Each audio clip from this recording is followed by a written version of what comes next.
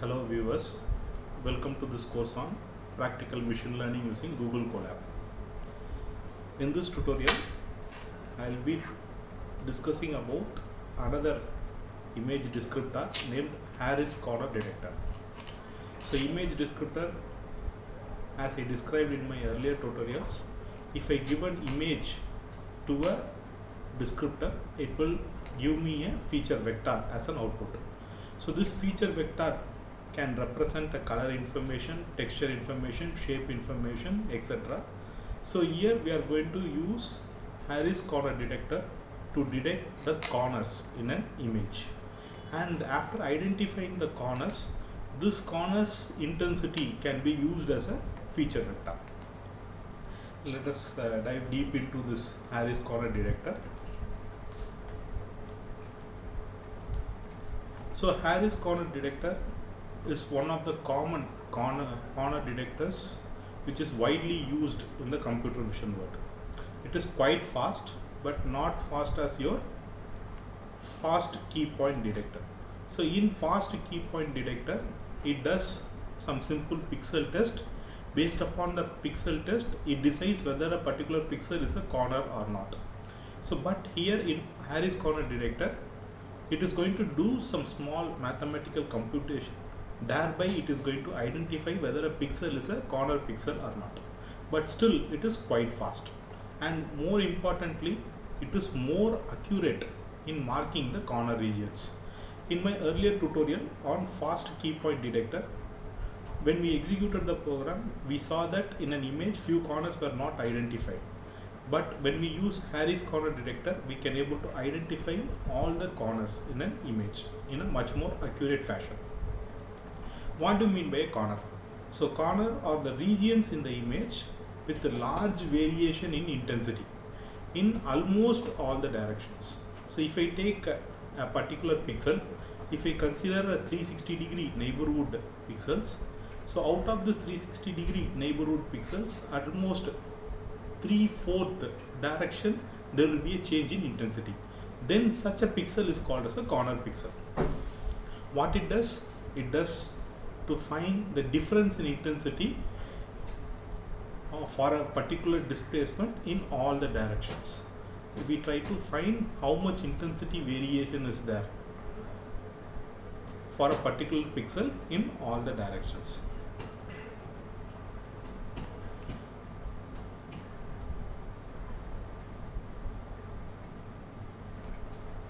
So let us try to understand this Harris corner detector. So here what we essentially do is we take a intensity at a particular location. So the particular location is indicated by x comma y. So in a x comma y coordinate, we have some pixel. So that pixel has an intensity that is given by I of x comma y.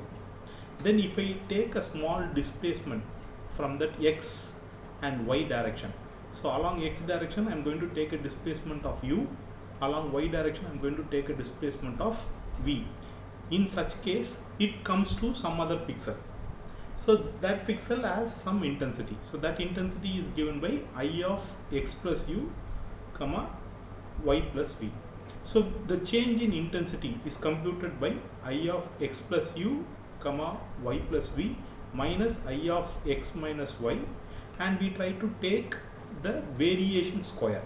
So this variation we try to square it, and like this we are going to do for all the pixels in a particular window. So the window is specified by w of x comma y. So this window can be a rectangular window or a Gaussian window. So rectangular window in the sense we give equal weightage for all the pixels, whereas a Gaussian window we change the weights depending upon the position of the pixels. So either we can take a rectangular window or a Gaussian window for our computation. So we try to compute the intensity variation square for the entire window region. That gives this E of u comma v. So this E of u comma v is nothing but the intensity variation in a particular neighborhood. So in order to say a particular pixel is a corner pixel or not, we should have this E of u comma v to be a maximum value. So if I want to have E of u comma v to be maximum, then the difference between this I of x plus u y plus v minus I of x comma y should be large. If this term, the second term is large, then automatically what will happen? E of u comma v will be high. So if there is a high intensity variation, then that particular region can be called as corner region. So by applying some simple Taylor's expansion and try to do some small mathematical steps, we can come to this equation, which is given by E of u comma v is approximately equal to the matrix of uv m into uv. So here where this m stands for summation of x comma y, w of x comma y into a matrix which is given by ix ix, ix iy, ix iy and iy iy. So this is the window function, and this matrix gives the intensity variation. So it is equivalent to your I of x plus u y plus v minus I of x comma y the whole square. So this matrix is equivalent to this value. So thereby we try to compute this matrix M. So once I compute this matrix M, we can determine a score for this matrix using this value. So score is given by R, which is nothing but determinant of M minus k into trace of M square. So this R, the score, indicates how much corner a particular region is. It indicates whether a particular region is corner or not. If I have a large value of R, then that particular region is a corner. If I have a small value of R, then that region will be a flat region. It will not be considered as a corner. So in order to determine this score value, we need to find the determinant of M and the trace of M. So once we find the eigenvalues of this matrix M, so the eigenvalues are given by lambda 1 and lambda 2. So by taking the product of this eigenvalues, we can find the determinant of M. So same way, by adding this eigenvalues, we can find the trace of M. So once this determinant and trace are computed, this we can substitute in this equation and to compute the R. So there will be different range for this R values. Based upon the R value, we can say a particular region in an image is a corner image or a flat region or a edge position. So here another important parameter is your K. So this K is a Harris corner coefficient. So this Harris corner coefficient is a tunable parameter. So it needs to be tuned for different images, input images. Now let us see in which region our R should be there. So thereby we can identify a corner region. So if our R is small, then we are examining a flat region. If my R is less than 0, in that case we are going to see an edge. If our R is large and also my lambda 1 and lambda 2 are approximately equal, in that case we are going to say that region is a corner region. So let us see with this with an example diagram. So here if I look at it, I have two axes, lambda 1 eigenvalue 1 and eigenvalue 2 lambda 2. So here if my lambda 1 is small, so let us take this one as a 0 and this is max. Same way this is 0 and this is max. In that case, if my lambda 1 is small and my lambda 2 is also small, in that case we are encountering a flat region. If my lambda 1 is large, very large, if my lambda 1 is very large when compared to lambda 2, or lambda 2 is very large when compared to lambda 1, then we are working with edge region.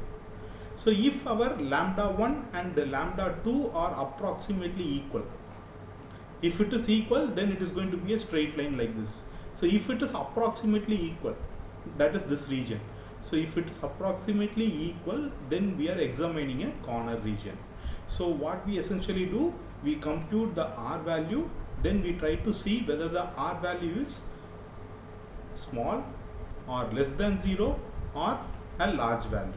So if it is a large value, which means lambda 1 and lambda 2 are large, and also there will be almost equal, in the sense we try to say it is a corner region. So the steps involved to compute the corners are, first we need to compute the gradient magnitude. So this gradient magnitude is required for computing our, we have a matrix called as Ix, Ix, Ix, Iy, again Ix, Iy, and Iy, Iy. So in order to compute this matrix, I need to find the gradient magnitude along x direction, which is nothing but Ix. Same way gradient magnitude along y direction, which is your Iy. So gradient variations I should compute. So once I compute this Ix and Iy, then I can substitute it in this matrix. So thereby I can construct a matrix M. So once I construct the matrix M, then I can find the eigenvalues for the matrix. So once I find lambda 1 and lambda 2, what I can do, I can try to compute the score. So the score is nothing but R, we can compute. Then based upon my R value, then I can decide whether the particular region or a pixel is a corner region or not. So this is the simple steps involved in computing your corners for an image using Harris corner detector. Now let us look at the program. So first we try to import the necessary functions which we require for our program. Print function, numpy for doing matrix computation, CV2 for computer vision libraries. Then I try to import an image, chessboard.jpg image. Try to read that image using cv2.imread function. Then take a copy of that image. Then convert that image from BGR to grayscale. So using the cv2.convertColor function. So now I have a grayscale image and also a original image. We try to plot the original image and see.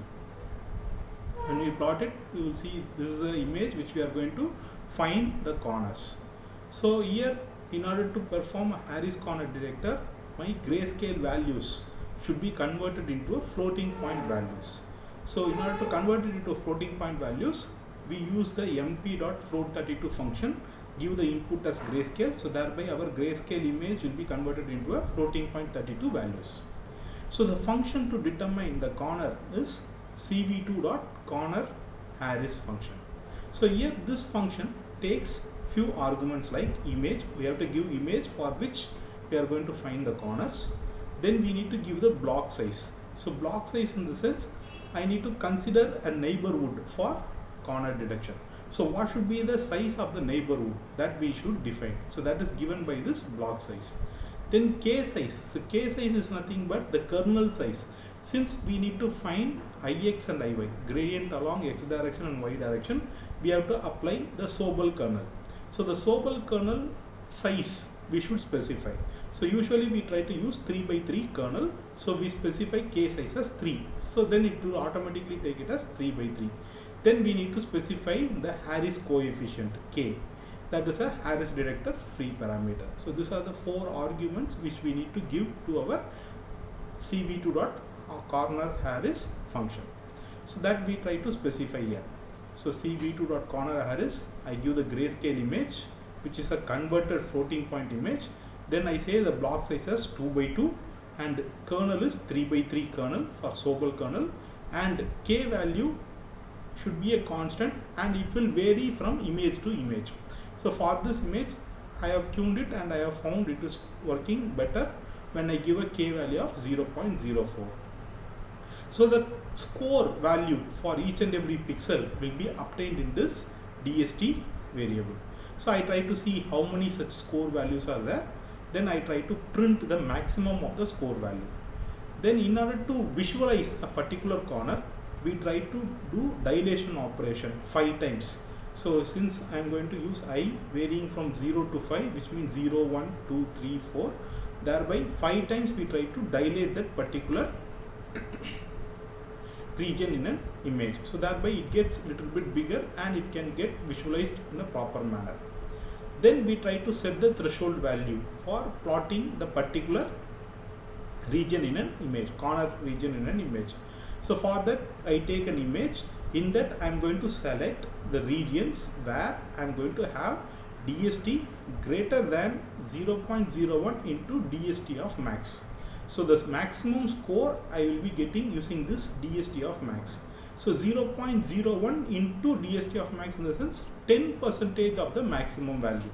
So if my DST, if my current score is greater than 10% of the maximum score, then I am going to consider that region as a corner region. So in that region I am going to put some color. So 255, 0, 0, which means I am going to put it as a red color in that regions. So once again I will repeat this threshold condition. So here I am trying to take the DST.max will give the maximum score obtained in an image, maximum cornerness score obtained in an image. I am going to take 10% of it. So if for each pixel I will have a cornerness score, so that score I am going to see whether it is greater than 10% of the maximum value. If it is greater than 10% of the maximum value, then that point, that pixel or that region I am going to consider it as a corner region. So that region I try to set the color as red color. Then as usual we put in a horizontal stack the original image and the corner identified image and try to visualize it. So when we execute it, you can see this is the original image and you can see the corners are identified in this image, and you can see all the corners are identified. Whereas in a fast corner detector, few corners were missing, but those corners are also identified using Harris corner detector. So this is the very popular corner detector. Once the corners have been identified, then the corresponding intensity can be considered or converted into a feature vector. So thereby those feature vector can be used by a machine learning algorithm to do classification or recognition tasks. So in this tutorial I talked about corner detection using Harris corner detector. Thanks for watching. Please subscribe for more technical learning. The code related to Harris corner detector will be available in this following GitHub link. Thank you.